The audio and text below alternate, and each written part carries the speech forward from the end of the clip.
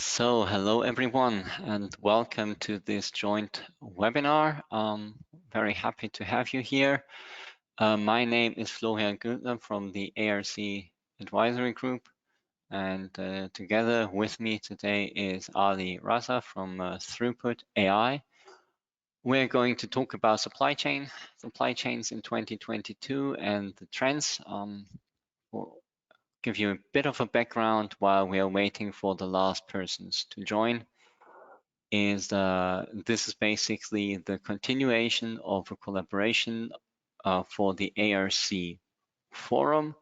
The forum is hosted typically in Barcelona, and we're happy to have that again after COVID. So let's just wait a few more minutes, and Ali, if you want to give us a heads up, is the audio okay? And introduce yourself very quickly. Yeah, thank you, Florian. Seems like the audio is working. You can hear me? Perfect. Yeah, perfect. Excellent. Very clear. Quick background about ThroughPut.ai. We do supply chain intervention using some of our AI and visualization techniques for very complex supply chains. My background is chemical engineering, working in logistics, onshore, offshore, and war zone, which is more applicable to current affairs, right? Doing everything from batch to continuous manufacturing. ThroughPut is a tool that, it's a company that leverages existing data to quickly understand the working capital and the bottleneck issues within supply chains. And we have been working very closely with our advisory group to look across industries and see what the trends are. And hopefully today we can talk more about the differences between functional and holistic supply chains and how that can unlock profitability even with the current environment economically. So over to you, Florian. Okay, thank you. I think a few more people joined actually while I talked, so very happy to have a great audience here, and again, welcome from myself. My name is Florian Guldner. I'm Managing Director at the ARC Advisory Group here in Europe, and just on a few occasions, I'm not sitting in front of the computer hosting webinars or looking at big spreadsheets. I am also a very keen cyclist. This is me. If you're wondering, that's me without a suit. If any one of you is also a cyclist or just wanted to buy some parts, you have experienced a very, very weird year. This, for example, these are parts from one of the leading suppliers, and just checking right now, you still need to wait 6 weeks to get them. And I can tell you it's a very long time if you're waiting for spare parts. But actually, these 6 weeks got much smaller over the last month. There used to be more or less a month waiting time for that, and it was a very tough year. And also from a perspective from automation vendors, 2022 changed the game. Many markets turned from demand driven to supply driven. And what does that mean? If you don't get exactly the parts you need, or the bike you need, or the automation equipment that you need, what do? Well, you look around. You maybe look at eBay and any other platform.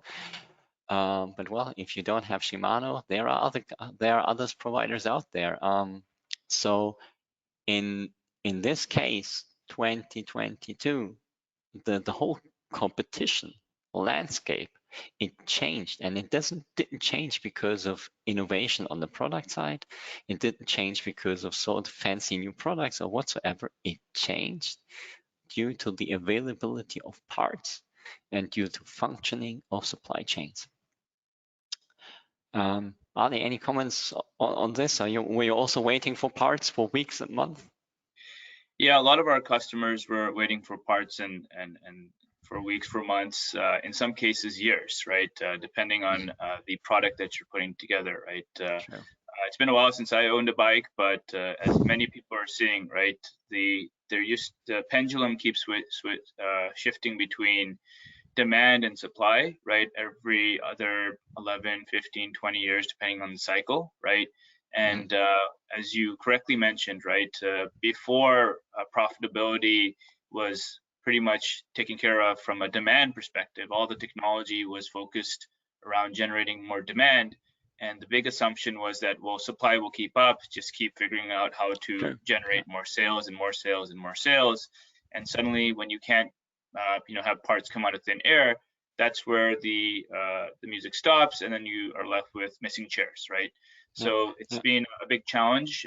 We've seen this issue across retailers, across military, across lettuce farms, you name the organization, everyone has been impacted, primarily because if you move stuff in a container, whatever part that is, it's tied to the global supply chain, and not much can be done about it. And even if you try to air freight it, there's just not enough air capacity to move stuff, right? And the good must generate enough margin to still make up for that air freight. So that's been the challenge, as you mentioned clearly, which is people have systems that are set up for demand generation, right? But if you're not looking at a common operating picture between supply and demand, that's where the inventory buffer situation can swing one way or the other, where you can have too much, right? Where a lot of retailers are trying to figure out how to clear to make space for their Christmas inventory, or too little where you just don't have enough, and you have a situation where you're waiting for your part for your bike. So and what we also observed is that we were in a situation of continuous shocks almost. If you remember 2011, we had a flood in Thailand, and that destroyed 25% of the hard drive disk production.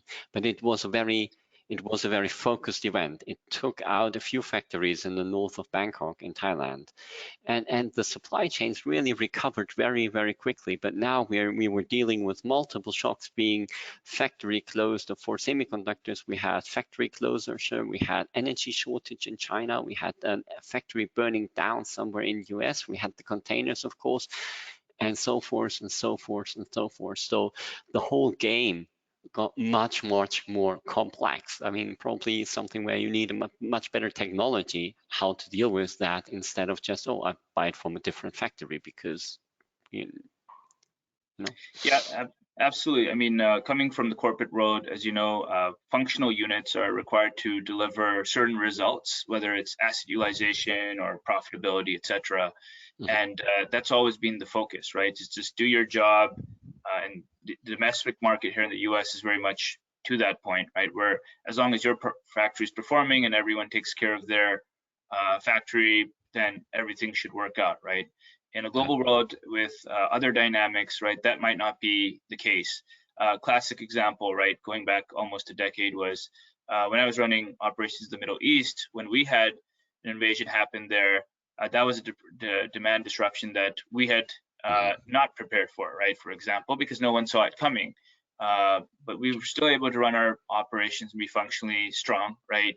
But when oil went bust from $150 to $40 a barrel, that's something that happened at a global level, right? That a functional unit, no matter how strong it might be, cannot really contest, right? So that's been the challenge, right? Which is, it's not enough to be an individual star within your larger organization, right? You can't be it doesn't solve the overall earnings per share problem. And I think that's why we're talking today, right? To talk about how it's sometimes individual functional stars don't lead to a holistically strong organization. Sometimes you have to look at the hallway and not just clean up your room, right, in a dormitory, if you remember your days in college, right? So that's sort of the problem we're running into, which is sort of everyone, keeps their room clean, right? But the common areas, like who takes care of that, that's essentially the holistic supply chain problem. Yeah. And let me just go quickly to the next one here. I mean, we had a couple of what we mentioned, really global shocks that impacted a very, very broad range of value chains. I mentioned the energy shortage and the burning of a factory. That was purely on the semiconductor side. But we also had, you all remember the ship that got stuck in the channel somewhere? Yeah. that was huge. And what you see here in the back is the harbor of Shanghai, and all the ships waiting to get unloaded or loaded. So that was the lockdowns in manufacturing centers in China. We really learned how much the dependency is there across the whole world. We also had I want to mention that one time here because it's nice. I think that's a very significant problem here, and that was in 2020 when COVID hit. And there were the first lockdowns.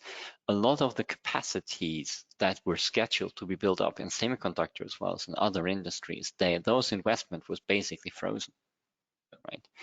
And when then demand in 2021 skyrocketed again, those capacity were not there. They were not, they weren't built. So all the reactions also on the demand forecast in supply chains really was a problem that I think we are still digesting. And on the semiconductor thing, one side that we follow very closely as ARC are the interdependencies. The semiconductor companies basically tell the automation guys, we don't have the chips for you, but then the automation people that produce controllers, they cannot equip the machinery, and then the machinery cannot be shipped to the semiconductor companies, and hence the capacity cannot be scaled up. Obviously, that is a vicious cycle. And it's slowly broken. So this is, and we could have extended to this, right? Adi, is there anything from your side you really wanted to add to that list? It was a brief overview from my side. Yeah, absolutely. I mean, I don't want to say we saw it coming, right? But by just pure luck, we did have use cases and work in all of these situations, right? So while the Suez Canal was making the news, a couple of years earlier, we had started looking using historical and publicly available data to see how you generate more throughput when in backup locks, right? Of course, Suez is not set up for that, but in the case that you have so much products from bananas to semiconductors flying through canal lock, right? What is the backup? Now, again, not everything can be air freighted, right? Just the capacity just does not exist. And coming back to your capacity comments, right? Even with all the reshoring going on in the U.S., I mean, we just started pouring concrete, right? So we're just now putting the foundations of these semiconductor plants and so forth, right? So we're not even at that stage yet where we will stand up a building yet, right, and build the fabs in. So again, there's a lot of talk around reshoring and bringing back capabilities to the U.S., but realistically speaking, how fast will that happen? Nobody knows. We need to have an interim plan. Speaking of semiconductor, right, being out here in Silicon Valley for 5 years, there's been this whole hypothesis how everything will be a computer one day, right? Now, if everything will have a computer chip one day, then that basically goes across all sorts of industries. And we've seen how the semiconductor industry has shifted, right? In COVID, because people were at home, they had more needs for like laptops and iPads and so forth. So obviously semiconductor shifted that way, right? The big push was in automotive before that, but the industry said, well, if automotive doesn't pay the same margins, why would we even bother, right?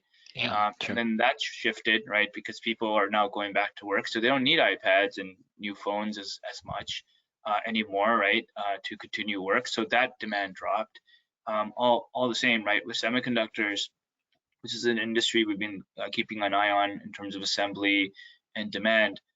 It's just one of those things where there's a lot of money there to fix things, but they're very traditional industries, right? That for the last 45, 50 years have been running their supply chain and factories and manufacturing a certain way.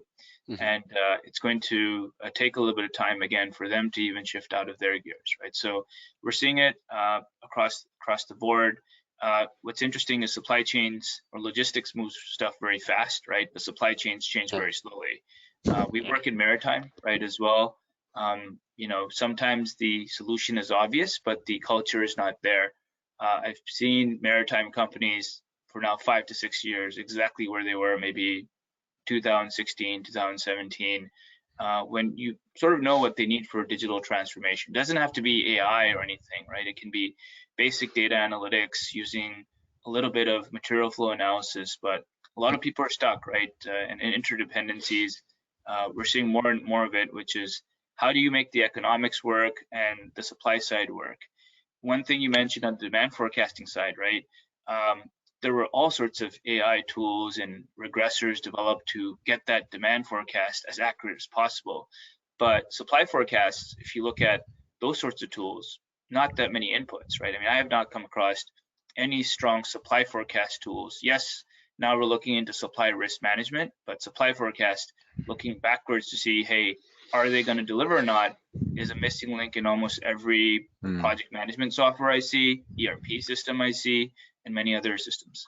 Yeah, but I tell you, I studied time series analysis and forecasting a long time ago. And I mean, what the events that we are observing right now, we would call black swans. Yeah. Very big events, global impact, and then in retrospective, you can always explain what happened, but you cannot really forecast that. And it's not economics, it's politics, and well, in a pandemic, so it's out of the norm of overall forecasting. You can still do scenario planning like you did with the Suez Canal, but it's a different way of forecasting and working.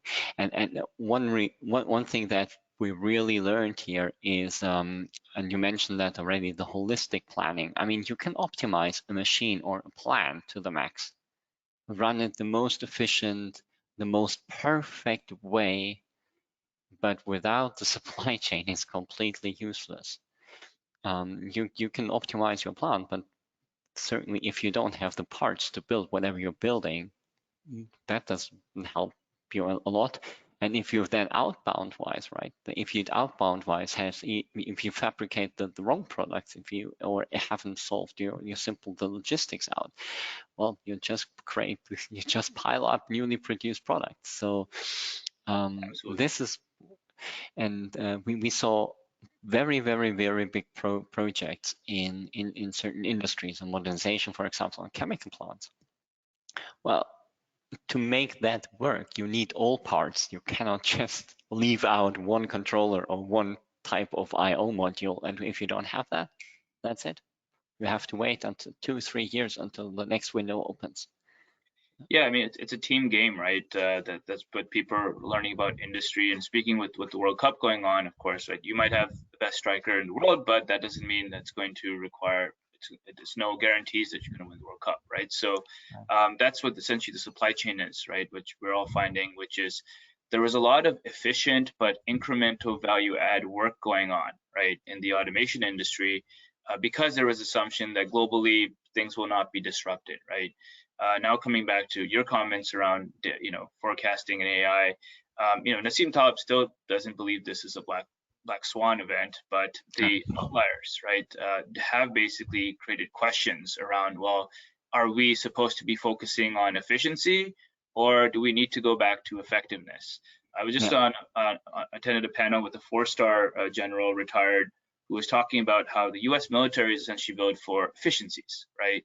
And we now need to maybe even take a step back there and say, well, what is really effective, right? How can we do more and get these different parts working together? And if we can't, what is the time window to react, right? I think that's one of the biggest things that AI can help with, which is if I can pick up a event early enough and I have enough time to maybe call and reroute a ship that's going through the Suez Canal to go through the other way. Why are those systems not there, right? Those are not forecasting systems. They're not planning systems. Yeah. They're not execution systems. There's some sort of intervention system or some sort of evolution of that, right? That's what's been the focus on our side at ThroughPut, to say, even if I could forecast out every event, what is my time window to react and what are my options, right? That's the thing that a lot of groups are looking at right now.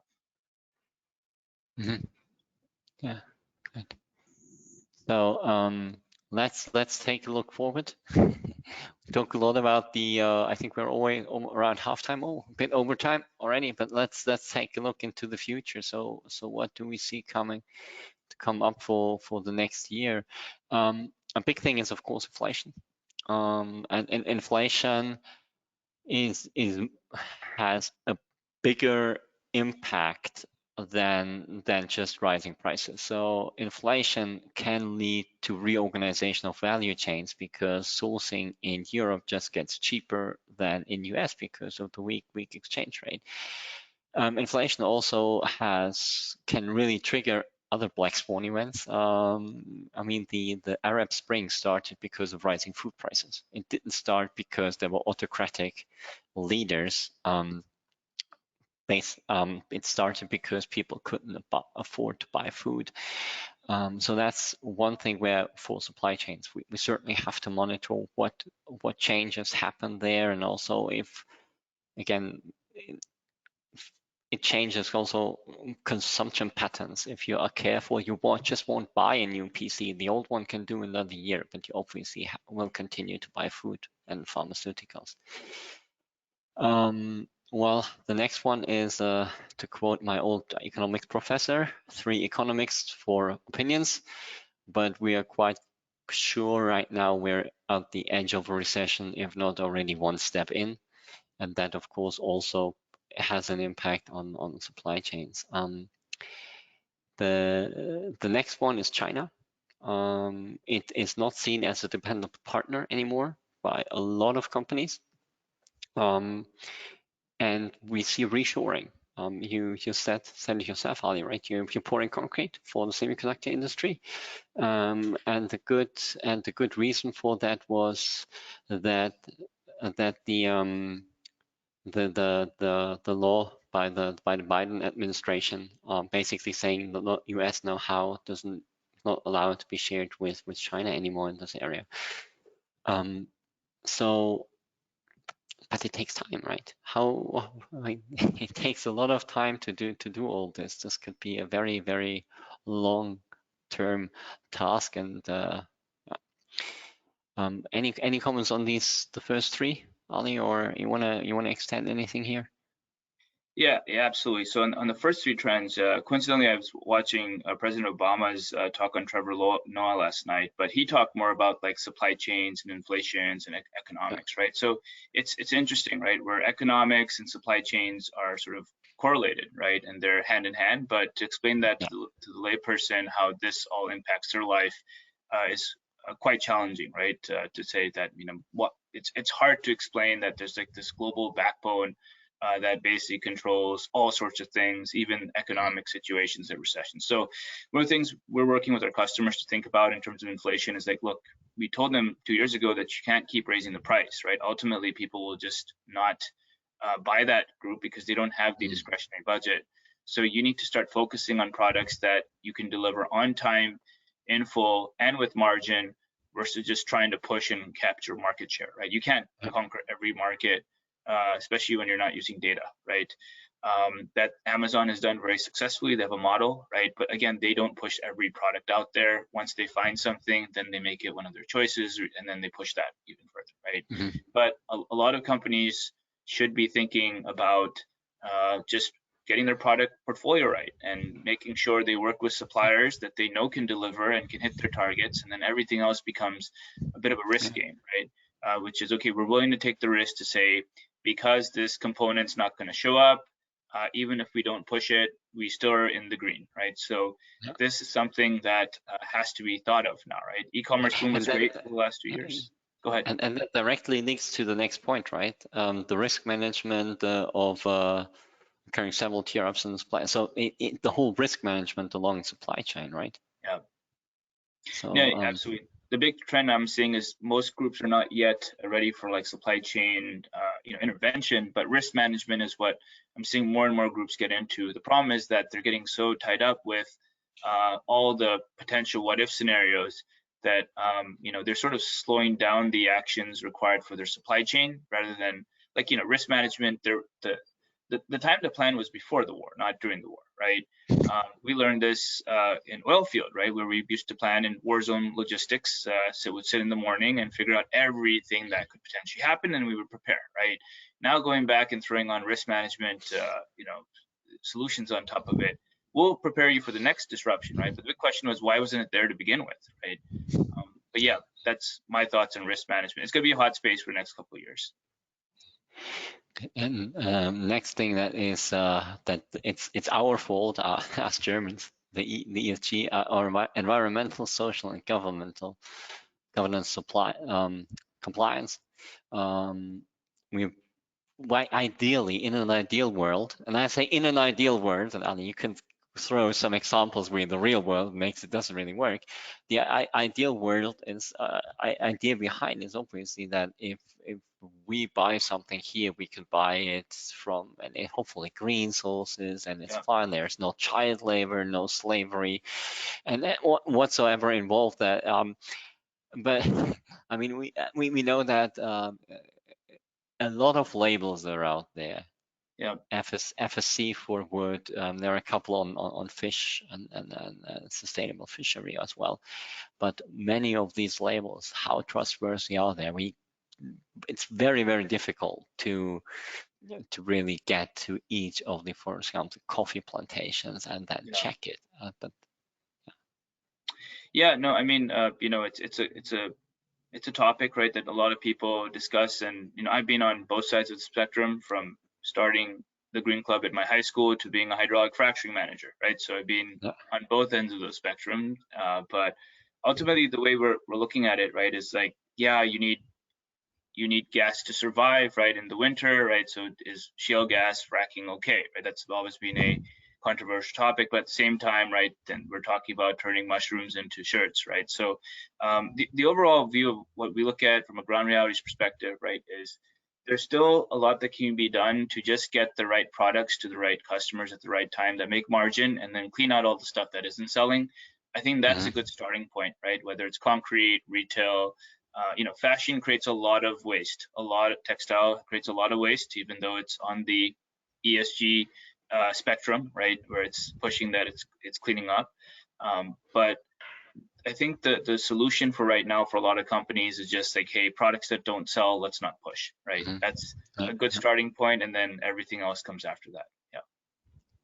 Good. Right. Well, the next one is, of course, greenhouse gas reductions. I mean, I followed the energy and energy management market for quite a while, and very cynical about it to some extent. I said you don't want to reduce the greenhouse gas in overall. It only gets relevant if you reduce the input, and a lot of that has basically to do with the prices, and you managed that before. Transport just costs, but overall there are companies committed to it, and they are sticking to it. We of course have a lot of new tech. We have artificial intelligence. We see more and more autonomous robots. We have mobile robots. We see drones being used more and more, and there are fancy case studies and whatsoever. But it's certainly, we see a lot of new tech entering the supply chains now. Yeah, absolutely. On where we are. Yeah. Automation, as you know, if you automate a great process, it helps, and if you automate a bad process, you create more stockpiling. So that's the challenge in supply chain, right? The next one, actually, that comes from you. Yeah, absolutely. So these are some of the trends that I've been looking across. I think there's something weird with the. I'll just pause for a second and resume, and hopefully you get to see the right chart. I'm in trends for 2023. Yep, I can see that. Okay, then something is wrong here on my side. So you see trends for 2023 and then less patience. I do not see less patience yet, but okay. I see there. Yeah, I see less patience for the promised land. Okay. So yeah, I mean, so Florian and I were talking on email, but working on the back end with some of our customers, this is what we're seeing across the board, right? So the big pitch for digital transformation, promised land pitches, I think there's a lot there's a lot of retrieval going on, right? Operations and C-suites really want to see the results now, and they need technologies to help and show them that, you know, this $100 million application of this technology was not a waste of money, right? And they have to show it now, right, with recessions, because everyone's really looking at the budgets, trying to make sure that the CFO gets their word, right?